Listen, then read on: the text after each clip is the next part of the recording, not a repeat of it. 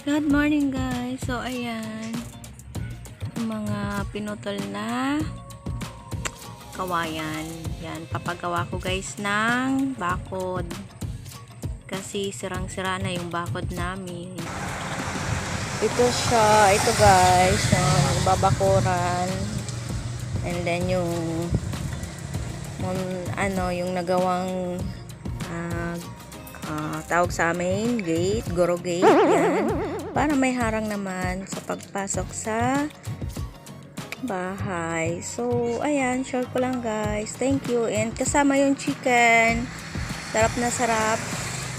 Kasi sobrang presko ata dyan. Hello guys. So, ayan, update ko lang. So, pinagagawa kong harang namin dito sa harapan ng aking bahay. So, ayan na siya.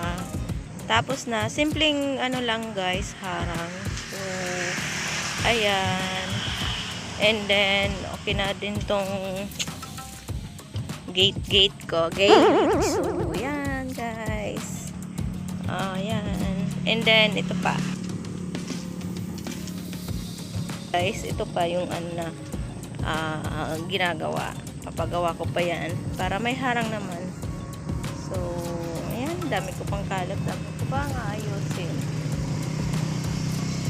And then, aking store.